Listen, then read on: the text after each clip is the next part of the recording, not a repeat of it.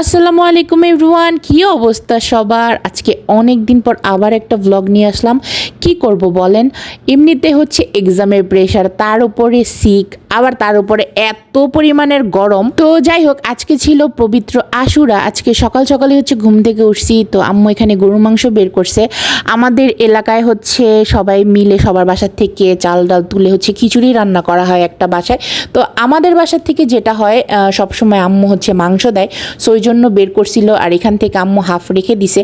তো আমার আব্বু পাগল করে ফেলতেছে যে কিছু বানাও না, অনেক দিন হয়েছে একটু কালো ভুনা খেলাম না, এই খেলাম না, সেই খেলাম না।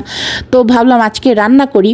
তো এই যে রান্না করতেছিলাম কালো ভুনা, আমি সবসময় যেভাবে রান্না করি ওইভাবে। তো আমার এই স্পেশাল হচ্ছে গরম মশলাটা আমি দিতেছিলাম, এটা শাহি গরম মশলা আমি বানাইছি, অনেক কিছু আছে এটার মধ্যে। তো যেটা বলতেছিলাম, আপাতত আমার 3টা কাজ। প্রথম হচ্ছে বই একটু মাঝে মাঝে চোখ বোলানো, দেন অবশ্যই রিলস দেখা, আর হচ্ছে আম্মু আর অন্তুর সাথে একটু গল্প করি।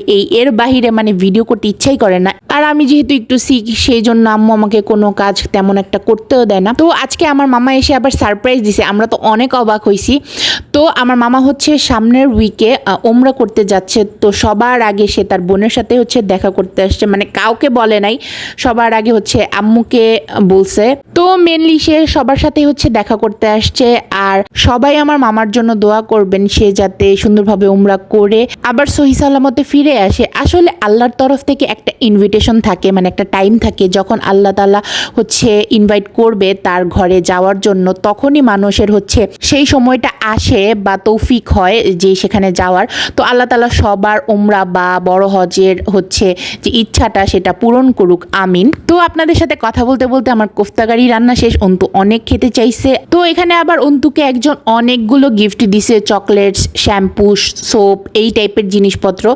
এরা তো আবার চকলেট ভাগাভাগি শুরু করছে, অন্তু আর ওয়াফিয়া। আমি যদিও খাই না। আচ্ছা, আমি অনলাইন থেকে অনেকগুলো কফি অর্ডার করছিলাম, ওই ভিডিওটা কিভাবে ডিলেট হয়ে গেছে আমি নিজেও জানি না। তো ফার্স্টেই দেখাই তোরাবিকা, এটা আমার অনেক ফেভারেট। আরও এই কারণে ফেভারেট কারণ এটা নো সুগার রাশ, মানে এক বিন্দু পরিমাণও সুগার নাই। এটার সুগার সহটাও আছে, ওইটা আলাদা, ওইটাও অর্ডার করা যাবে। তো আমার ভিডিওটা কিভাবে ডিলেট হয়েছে আল্লাহই জানে। যাই হোক, এদিকে খিচুড়ি চলে আসছে, আমি দেখতেছিলাম, তো আম্মু বললো একটু টেস্ট করে দেখ।